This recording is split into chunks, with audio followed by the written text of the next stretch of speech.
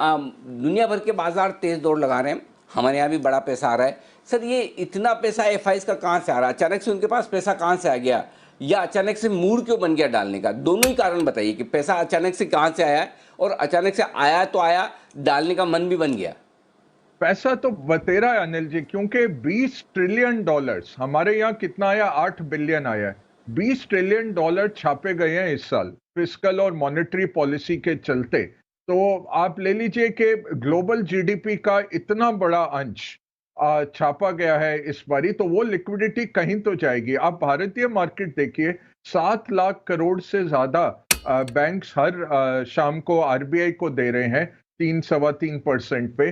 Repo rate लगभग 0 पे आ गया है। इंटर बैंक ट्रेडिंग में कोई लेनदार नहीं है, देनदार सभी हैं। तो बहुत लिक्विडिटी है, भरपूर लिक्विडिटी है। ये लिक्विडिटी मार्च में निकली थी इमर्जिंग मार्केट से अनिल जी। मार्च के महीने में 90 बिलियन डॉलर निकाले गए थे इमर्जिंग मार्केट से, हमारे मार्केट से भी निकला पैसा। और ये आप देखिए नवंबर में 66 हजार करोड़ के बावजूद हम जस्ट पॉजिटिव हैं साल के एफआई फ्लोज के लिए। तो आप ये देखिए कि कितने फ्लोज निकले भारत से पूरे साल में, वो एक महीने में निकल आए। तो पैसा है, ये पैसा निकाला गया था मार्च में जब डॉलर 11% बढ़ा था। अब डॉलर नीचे जाता जा रहा है, तो लोग देख रहे हैं कि कहाँ ग्रोथ है, कहाँ पे इंटरेस्ट रेट हमें ज्यादा मिल रहा है, और कहाँ पे मार्केट्स पिछड़े हुए हैं, इकोनॉमी पिछड़ी हुई थी। तो ये रिकवरी ट्रेड है, रिफ्लेशन ट्रेड आप कह सकते हैं। पहले रेजिलियंस था कि किसी तरह इस साल बच जाएं, अब रिकवरी ट्रेड शुरू हो गई है। तो इमर्जिंग मार्केट्स में नवंबर में अनिल जी 25 बिलियन डॉलर आए, जिसमें से लगभग 8-8.5 बिलियन भारत में ही केवल आए। तो हमारे पास बहुत बड़ा एक अंश आया जरूर, और ये इसलिए है कि ग्रोथ की बहुत अच्छी उम्मीद है भारत में। अगले साल कॉर्पोरेट अर्निंग्स की जो उम्मीद है 32 से 33% की उम्मीद है कि अगले साल हमारे स्टॉक्स की अर्निंग्स बढ़ेगी, इसलिए हमारे पास इतना बड़ा हिस्सा आया। बट पूरा साल देखें तो इतना बड़ा नहीं है।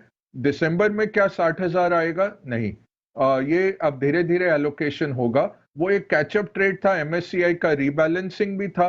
भारत के नंबर अच्छे आ रहे थे, और हमारे कॉर्पोरेट्स के जो नंबर आए वो इतने नहीं गिरे। रेवेन्यू जो 30% गिरने वाले से 19% गिरे, और प्रॉफिट बढ़ गया क्योंकि बहुत तगड़ा मार्जिन एक्सपेंशन हुआ कॉस्ट कंटेनमेंट करके।